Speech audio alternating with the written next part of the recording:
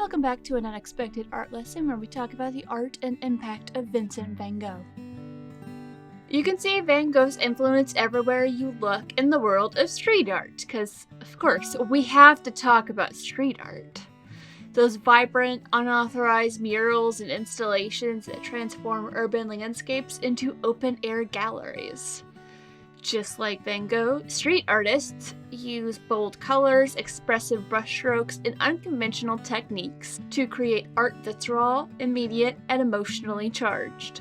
They often work quickly and spontaneously, using whatever materials they have at hand. Spray paint, stencils, wheat paste. I do have questions about how wheat paste can be used in street art and what it is used for in street art, but we can get to that later, to create images that are as ephemeral as they are powerful. And just like Van Gogh, many street artists use their work to explore themes of mental health, social alienation, and the search for identity in a chaotic world. Because oh boy is our world chaotic. It's so chaotic.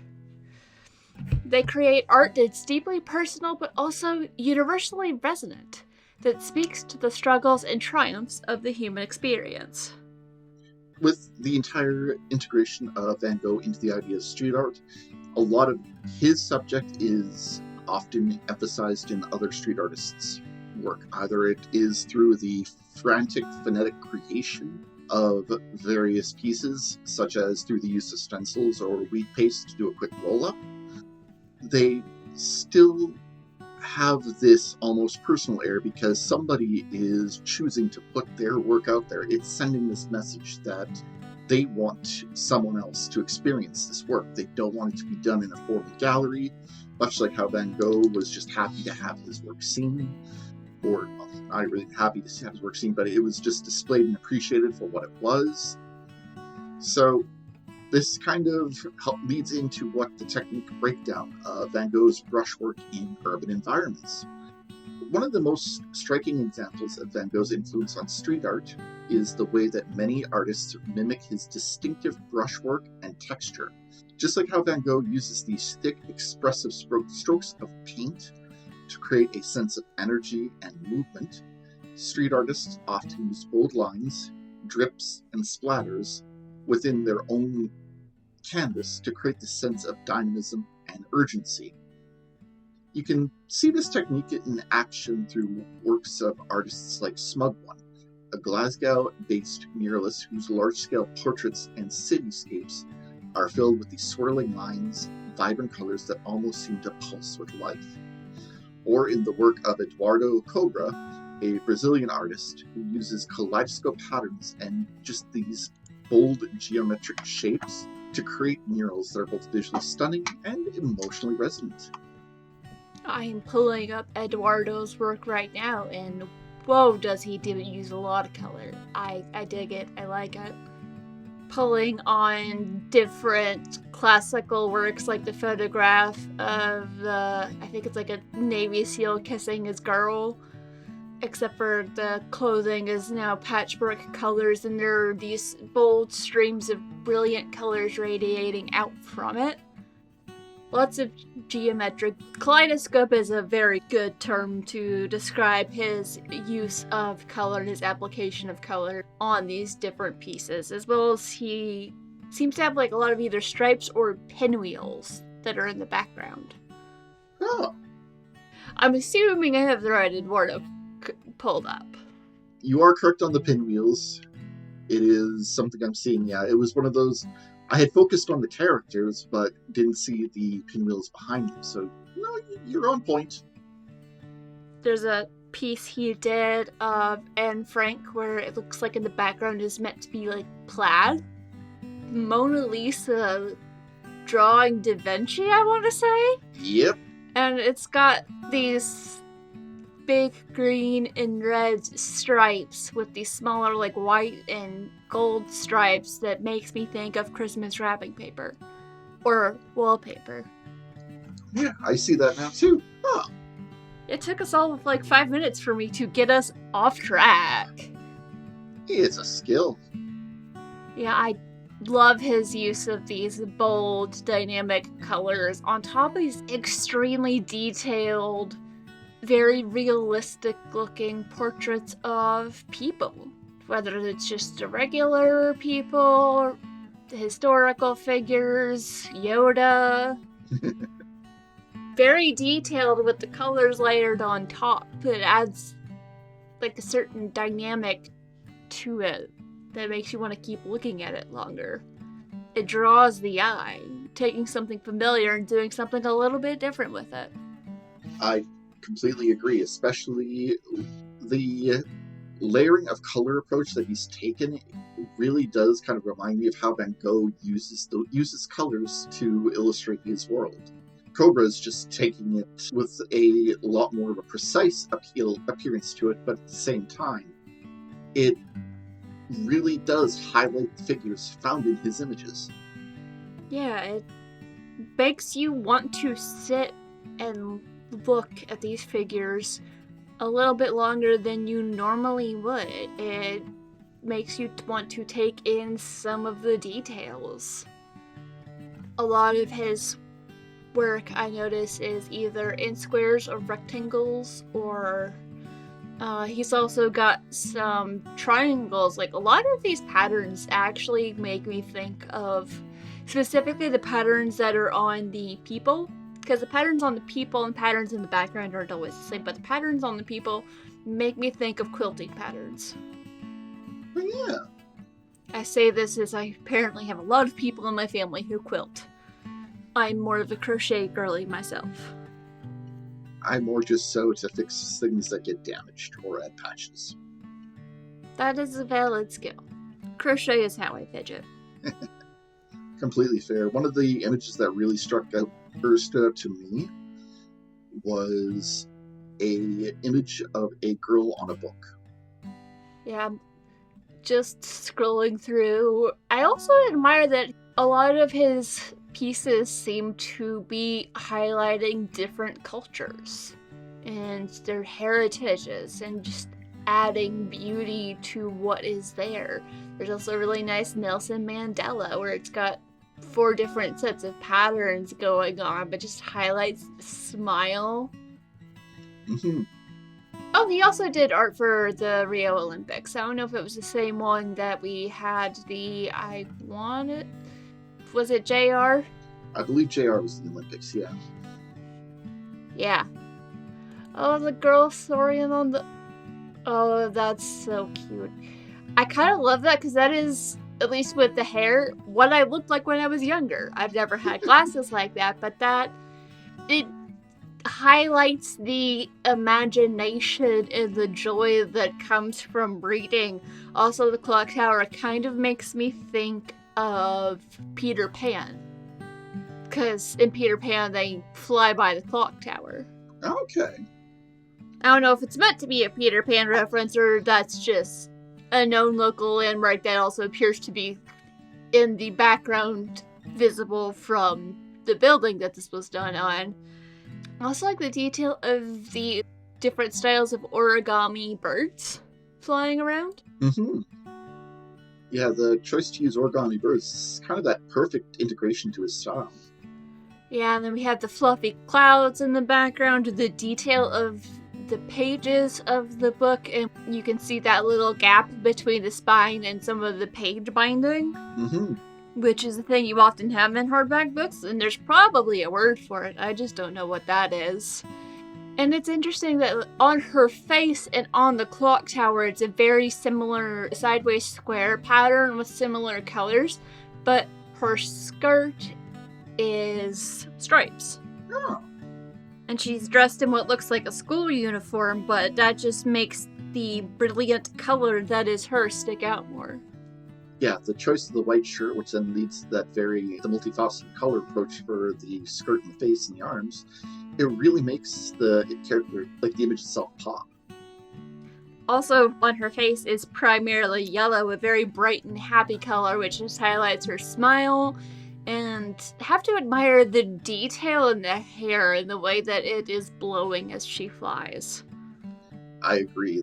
It's one of those things that I do know from an artist's point of view, drawing hair that well layered is intense.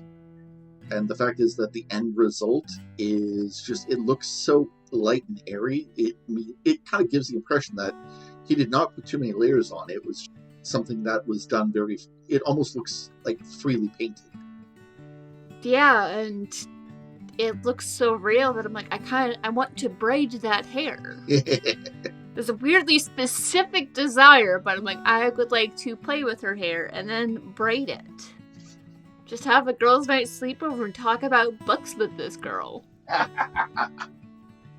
And for those of you at home, of course, we will have this up on the Instagram. And the name of this particular piece is Tor du Saber, which I have pretty sure I mispronounced, but we will include the name. That we will.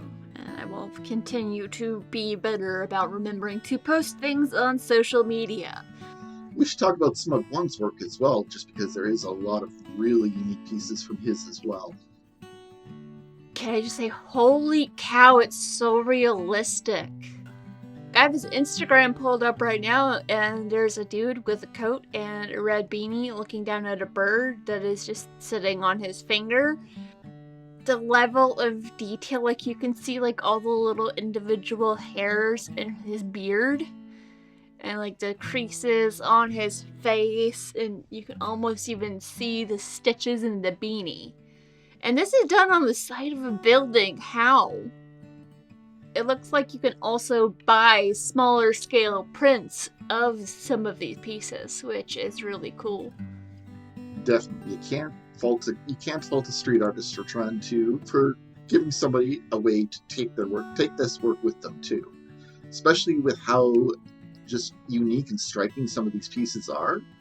I could definitely throw these up on my walls. Yeah, it's beautiful work, and why not make prints of your street art? I mean, not saying that everyone absolutely should, but there's nothing wrong with wanting to make money off of your work. Zero judgment. Just admiration and appreciation of the fact that it's pretty much the exact same level of detail in both. Mm-hmm. The bird looks slightly less puffy in the print, but that could also be the camera angle for the building. Just makes the bird on his finger look a little puffier. Chubby bird! It's just a chubby little bird. And of course, there's the bird behind him about to get the surprise attack. Yep. He's coming for you, dude. Some birds you don't mess with. Some birds get very territorial. Yes. Especially Canadian geese. Those are terrifying. Those are evil. There's a reason they've earned the title of Canadian hissing death chicken. Accurate. Evil birds. Devil birds. Very mean. Getting back on track, though. Tell us a little bit more about this artist and some of his work. Smug One's usual choice of work tends to be either people, animals, or supernatural. Some of the pieces that stood out to me when I was looking him up to talk about was from his Dead Grateful exhibition. Yeah, all of the skeletons. Especially like the friar skeleton. That's a fun one. And just the detail and the variation in these skeletons. There's also one that has amethyst crystals growing out of his head and kind of like along his shoulders, it looks like. The ones growing out of his head almost look like a headpiece. And it also looks like a lot of that skeleton art was also used on designs for cans. I would be guessing probably from like a local brewery. Yeah. Yeah, it's a northern monk, and it's got this variety of characters. There's so much detail that I almost feel like all of these skeletons have a story. I feel like these skeletons, not only do they have a story of who they were in life, there's also the story of why they continue and who they continue to be in death. Damn. That is very insightful. There is actually a tabletop game out there. It's just called Skeletons. Ah, You play as skeletons guarding a tomb, and there's this whole thing you go through, and you answer these questions as time passes and these different threats arise. You come to life to protect the tomb, and that's when you learn stuff about like the history of the different characters. And there's different kinds of skeletons, and you may or may not learn any of their names. intriguing. And then eventually the skeletal guardians will die. But it's each threat comes with the phrase "rise skeletal guardians and defend your tomb." And you're defending the tomb of someone important to you. Yeah, we played it in Game Woven back in the very beginning. And we intertwined it with a one-shot game of Quest, which is your typical heroes going on a quest. It's a fun game, and it's introspective. Makes you think, makes you wonder. I figure my skeleton would have a lot to say. Probably, oh no, we're back. Why? Leave me alone, let me rest in peace, dang it. I have scrolled down and I found the Pomeranian. He actually has a few dogs out here. Yeah, the one that I'm looking at is the dude in the hoodie with the face tattoos, and you can also see there's a rose tattoo on the back of his hand. Oh yeah, that one. Just a dude having a nice day, hanging out with his dog. Oh my god, the dog has a bow tie. Of course the dog has to have a bow tie. At least one of them needs to be dapper. Because bow ties are cool. Have to bring it back to Doctor Who and Vincent and the Doctor. And the fact that the Doctor who got to meet and spend time with Vincent is the one that wore bow ties. I never thought someone dropping a bow tie on the ground would make me sad, but oh wow, did that scene when he regenerated just wreck me.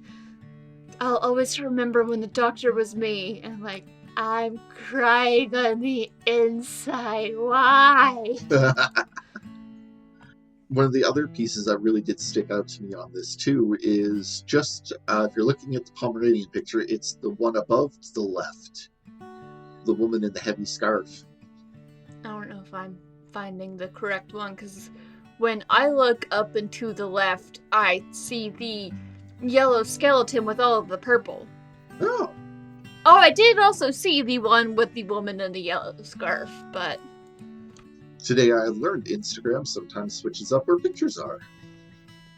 Oh, I think I know what it is. I have my window shrunk down a little bit, so it's only 3 across. Ah, yeah, that would do it.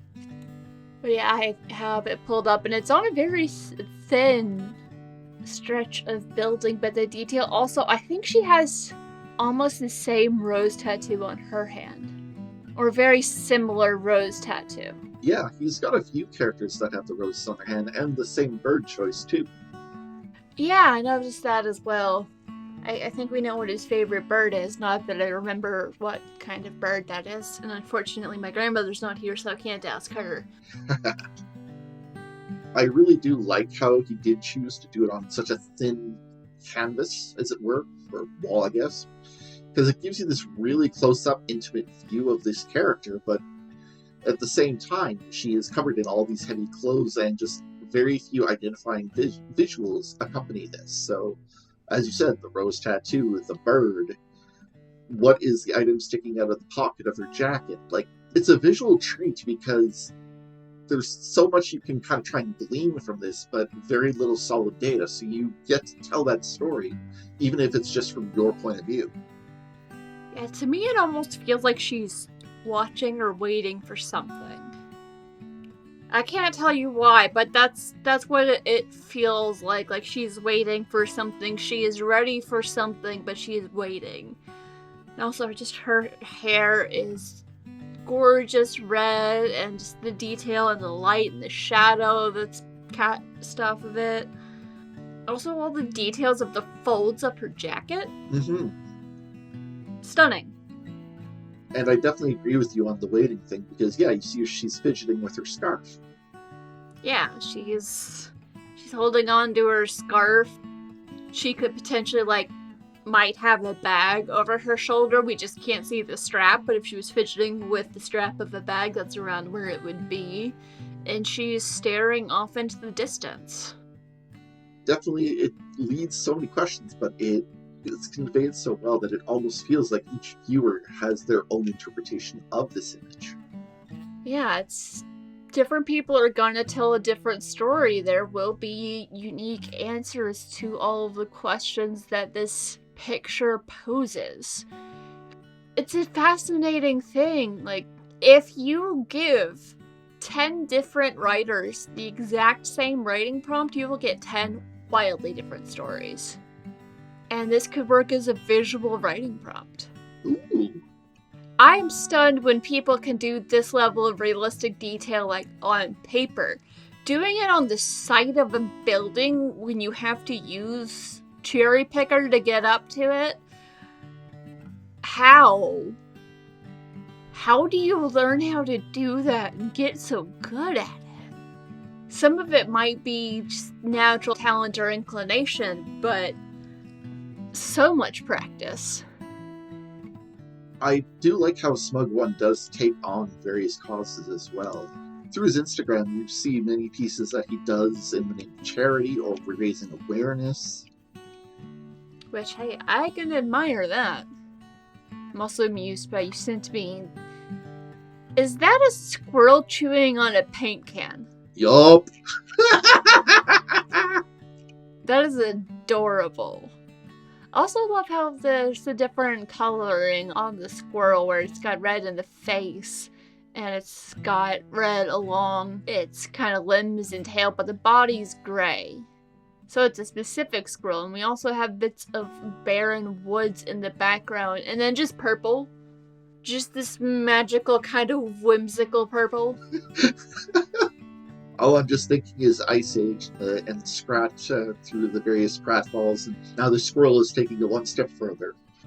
It's adding art and whimsy to the world. The world needs more whimsy.